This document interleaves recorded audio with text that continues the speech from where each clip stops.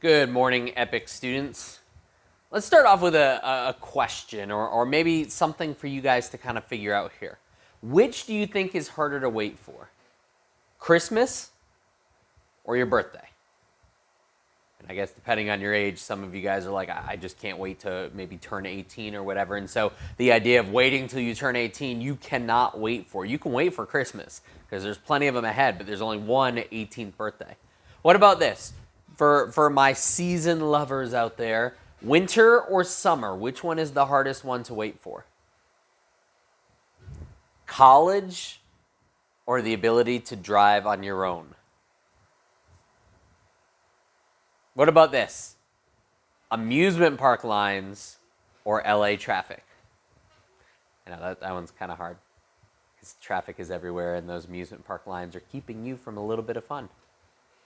Or what about this last one here? You ever send a text sometimes and you see like the little bubbles saying that they're responding, or at the bottom it says, they're typing something, and you're sitting there and you're waiting and waiting and waiting, and then it stops, and then it starts again, and you're waiting, and you're waiting. Do you find it harder to wait for that text response or your coffee order? See, waiting can be a difficult thing. There was a Stanford study that was done. They call it the marshmallow experiment in the 70s. And basically what it was it was all about delayed gratification. And so they had a whole bunch of kids. They put a marshmallow in front of them. And they said, hey, if you wait X amount of time without eating this marshmallow, then we will give you more marshmallows. And so they studied the kids, and some of the kids waited, and some of the kids did not wait, and they consumed the marshmallows. And then what they did is over the next several years and even decades, they studied the kids to see if those that consumed the marshmallow without waiting would actually jump to certain decision making and all that kind of stuff, or maybe make mistakes when it comes to decisions, more than those that actually waited for the marshmallows.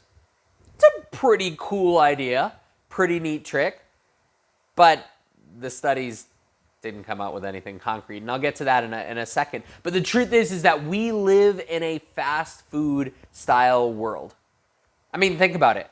Right now, I have my computer here because we're having internet issues here at the church, which, for some people that's not bad.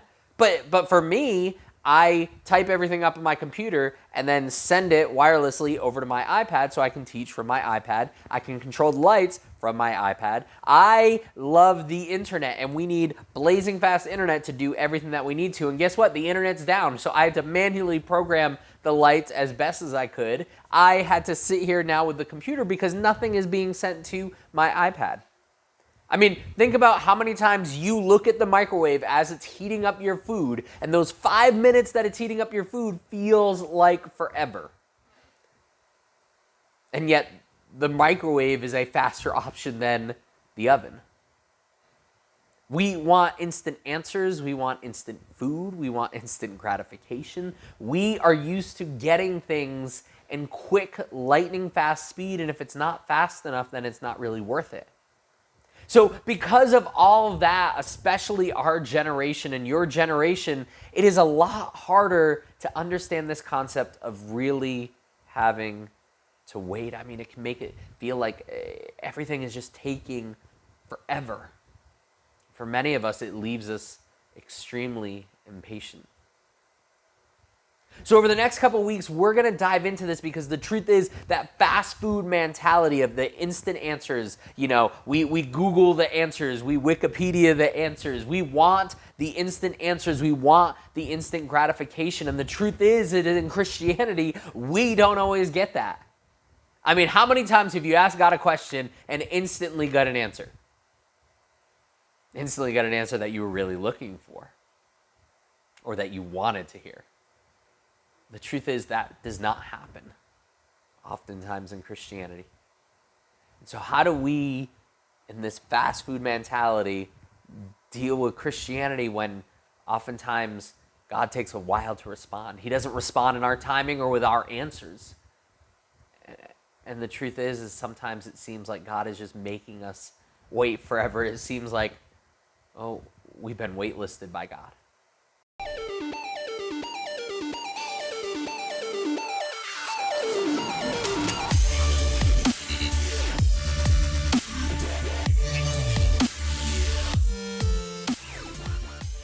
Well, since we don't like waiting around, I'm going to jump right into the scriptures and what we're talking about today. And we're going to start off with this guy. His name is Abraham.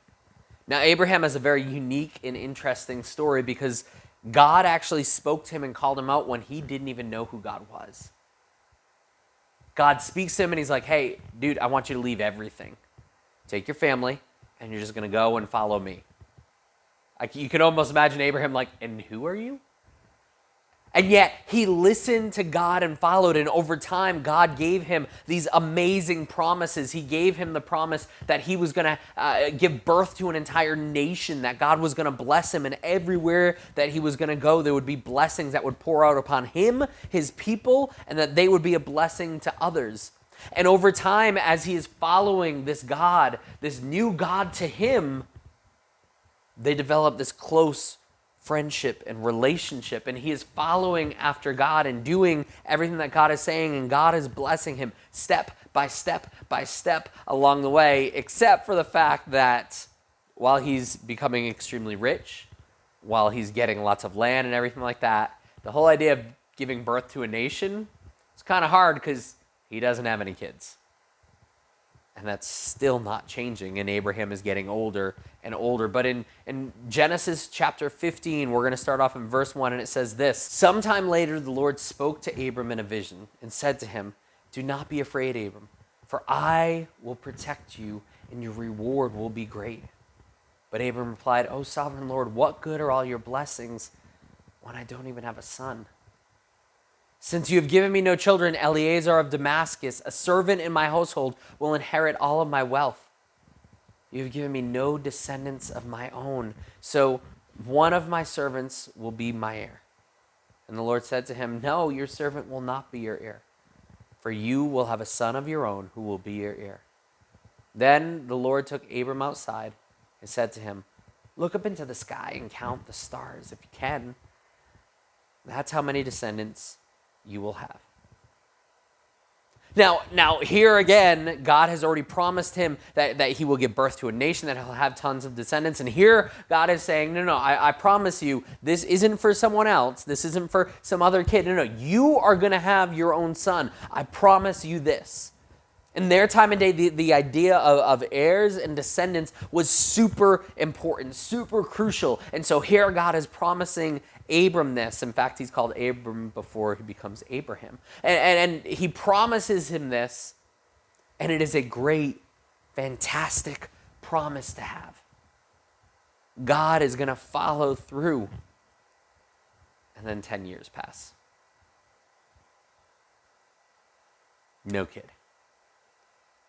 Imagine having to wait 10 years for something. I mean, sometimes your parents are like, hey, later on this week, we're going to, or maybe you're like, hey, we got vacation coming up in a couple of months. And the idea of dragging out time for those next couple of months just takes forever. It eats you up inside. Imagine waiting 10 years for a promise and still not seeing it. I mean, that's hard stuff. Genesis 16 says this: Now Sarah, Abraham's wife, had not been able to bear children for him, but she had an Egyptian servant named Hagar. So Sarai said to Abram, The Lord has prevented me from having children. Go and sleep with my servant. Perhaps I can have children through her. And Abram agreed with Sarai's proposal. So Sarai, Abram's wife, took Hagar, the Egyptian servant, and gave her to Abram as a wife. This happened 10 years after Abram had settled in the land of Canaan. So Abram had sexual relations with Hagar, and she became pregnant. But when Hagar knew she was pregnant, she began to treat her mistress Sarai with contempt. Then Sarai said to Abraham, This is all your fault. I put my servant into your arms, but now that she's pregnant, she treats me with contempt. The Lord will show who's wrong, you or me. Just for a second. Poor Abram. He's waiting on God's promise. 10 years, nothing happens. And so he's like, and Sarai's like, hey, you know what? Maybe what God meant was you could actually have a kid through someone else. And so I'm going to give you my servant. And Abram's like, okay. And then the servant gets pregnant and she starts treating Sarai bad. But guess who gets in trouble? Abraham. Abram, this is your fault. It's tough being him. But I mean, think about that. They waited for 10 years. And so eventually they're like, well, maybe we just have to do it on our own. Now, God already told Abram in the past scripture, hey, it's not going to be some other kid. You're going to have this kid on your own. And so maybe he's like, well, maybe he means through me and not really through Sarai. So I guess that could work. It's a big mistake. It wasn't that it was evil. I mean, they had the best intentions by it. But eventually something came from it that caused issues. He has a son named Ishmael, and the truth is that Ishmael, because of this division between Sarai and then with Hagar, it causes issues with Ishmael.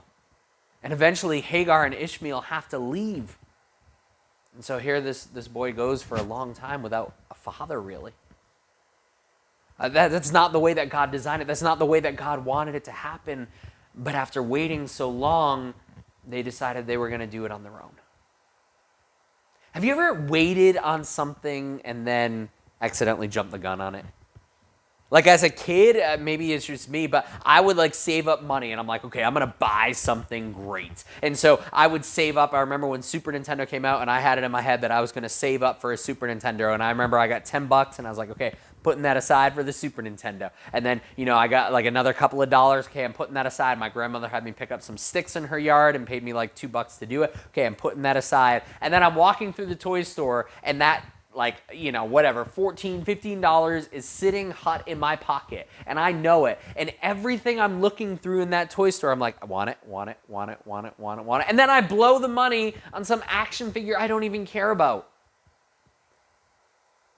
I was saving up the money, but I couldn't wait to get the Super Nintendo. And so instead, I spent my money on stupid things that I didn't need to.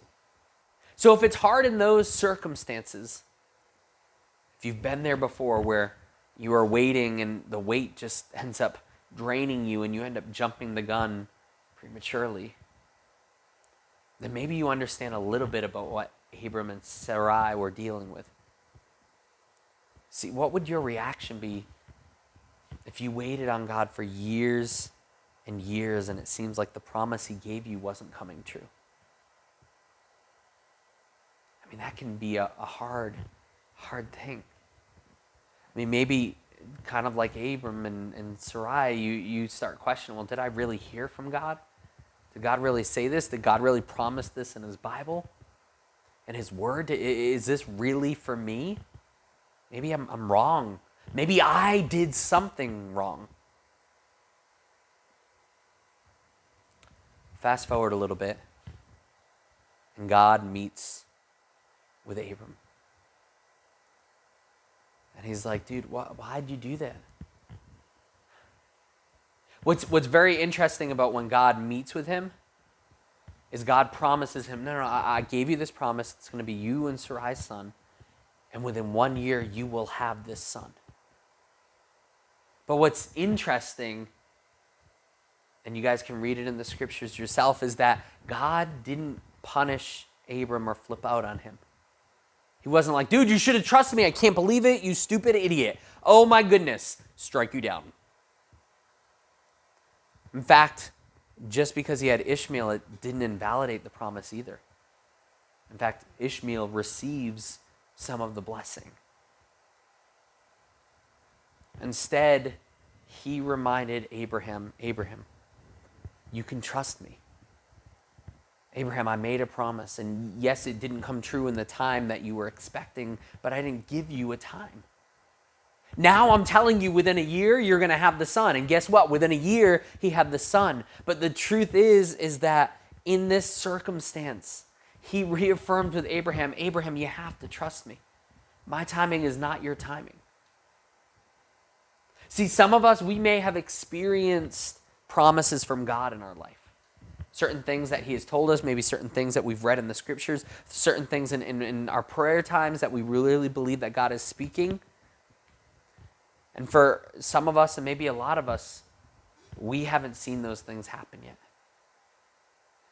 Maybe we've asked God for answers about stuff, and we haven't gotten those answers yet. Maybe you have prayed, and you're like, God, I need direction for my life, and you haven't gotten those directions yet.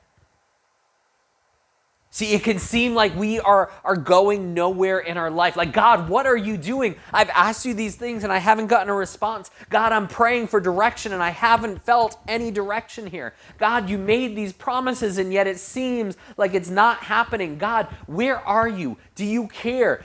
Sometimes it leads some people to the extreme of saying, well, if God didn't respond, then God doesn't exist. For some of us, it maybe leads us in this path of thinking, okay, God, maybe I did something wrong to make you mad and you're not wanting to talk to me. You're not wanting to care about me.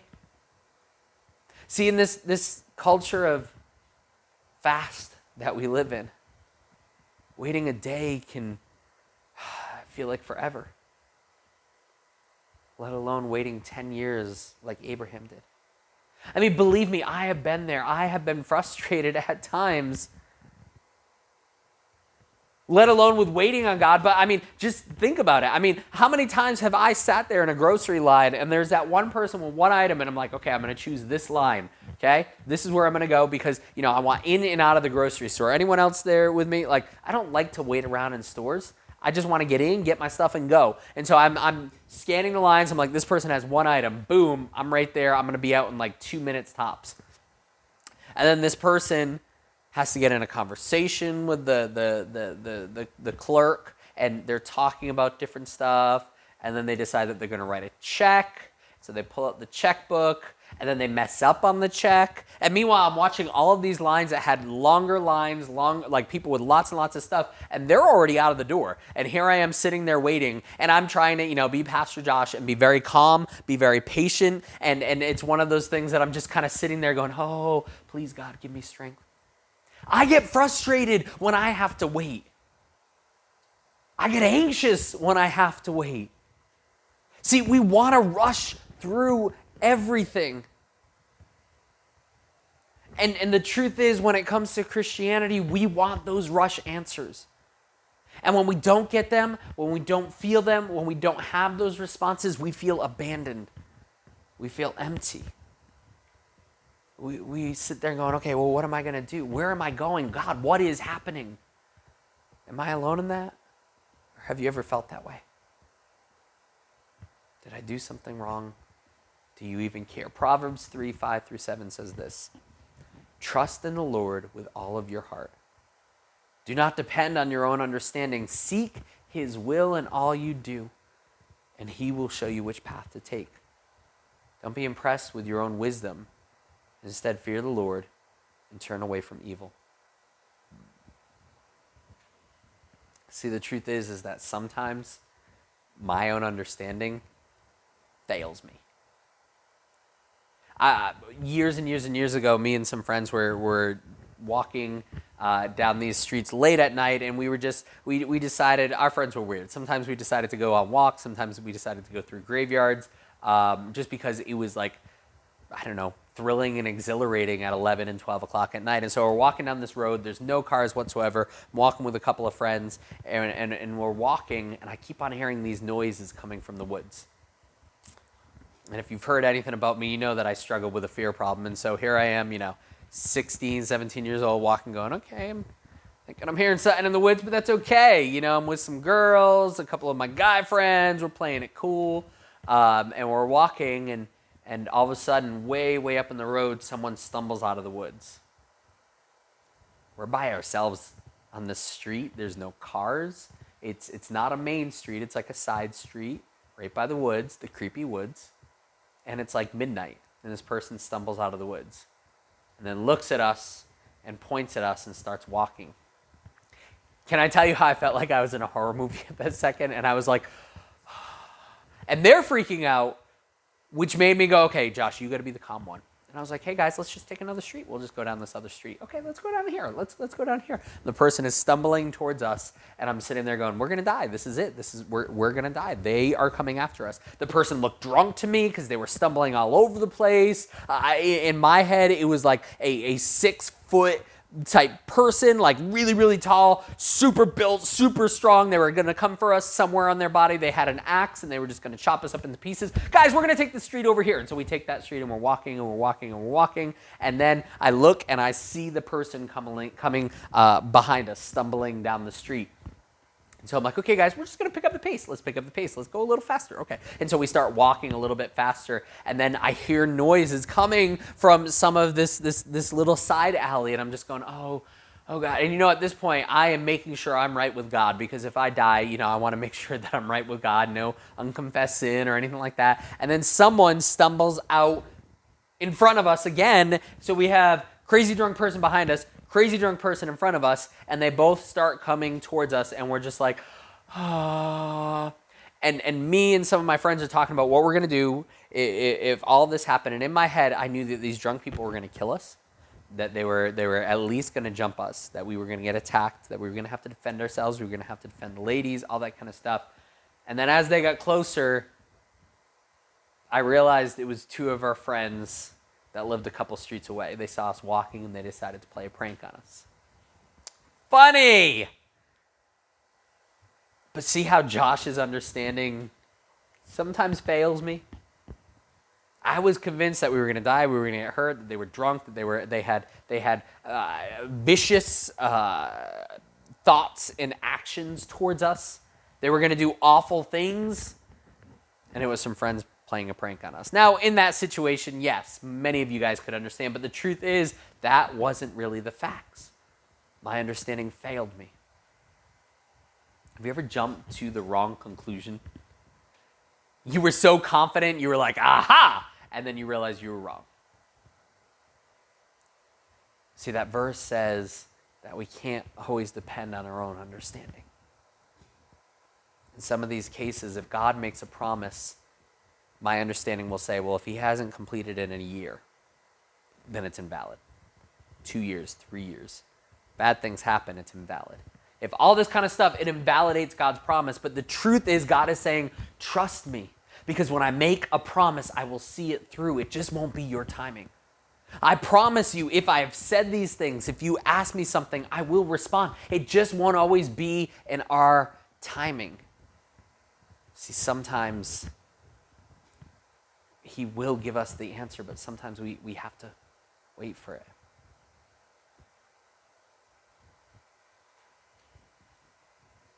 See, I want to challenge you guys with something. Sometimes it can be difficult waiting on a response from God. It doesn't mean that he doesn't have a plan. Sometimes it can be difficult waiting on the promises of God when they don't come in our timing. It doesn't mean that he's not going to fulfill those promises. See, just like with Abram and Sarah, God was like, dude, you jumped the gun. I mean, imagine if they had just waited that extra year or two. Some of the issues that would have been saved there. They didn't jump the gun. See, sometimes God is waiting on that response. God is going to fulfill that promise. God is going to answer those questions. But we have to realize that sometimes waiting is okay. Sometimes God is saying, I just want you to wait a little bit. Wait for me to answer. Don't just jump and respond. Wait for me to give you direction and guidance. Don't give up on the promise that I gave you. Wait for it to come, because I promise you that I will follow it through. It's just not in your timing. So here's a couple things I want to leave you guys with. God can be trusted. You don't have to figure everything out on your own. God knows our future and the future better than we do. I try to plan for the future all the time. I try to anticipate the worst from the future all the time. He knows it better than I do. God's plans are better than anything you could imagine. Even when we get tired of waiting on God. Looking at the story of Abram, the truth is that God is still gracious with us and patient and compassionate towards us. That's why I challenge you, if you are struggling with this waiting, talk to God about it. Don't just jump the gun, but really talk to God about it. God, I haven't gotten an answer. God, I haven't seen these promises fulfilled. Because he is gracious and compassionate towards us. So let me ask you this. I want to leave you with these thoughts to think about.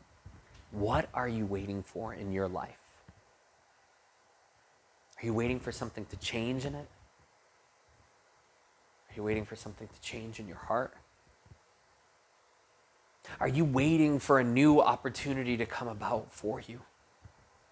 Maybe you have prayed and you prayed and you prayed and you've asked God and laid before God lots of questions, lots of concerns and all that kind of stuff, and you are waiting on some type of answer. Or maybe there is a situation and a problem that you are dealing with, that you are confronted with and you are facing, and you're just like, I don't know which way to go with it, God. I don't know what to do. And you are going to God because you need this problem solved. The truth is that you won't always know why he wants us to wait. But I promise you, if you wait on him, he will come through. You might not know how long, but God does not abandon you. When God makes a promise, he sees it through. I promise you, God has a plan, even if you have to wait for it. So God, I pray for each and every student within the sound of my voice, and I pray that you would help them if they are struggling with just this whole idea of feeling abandoned. Maybe they feel like they have waited on you forever and they just don't know what to do. Maybe like Abram and Sarai, they have jumped the gun too early on stuff. And they're like, I'm kind of running into some mistakes now because of it. I pray that you would help us first off to know that we can trust you and that you are compassionate and merciful towards us even when we do jump that gun. That you would help us to be able to wait on you, to see those promises, to hear those answers, to see those problems solved within our life. God, help us to have the patience to wait on you and know that you will come through in your name. Amen. Well, as always, students, we are meeting in person. Wednesday nights have been kicking it. We've got a great group that's coming out. Sundays have been doing great as well. We have lots of events we're planning. Summer camp is coming up. So make sure you guys are tuned in here, or you are more than welcome to come back in person for all the events, all the food, all the games, everything like that.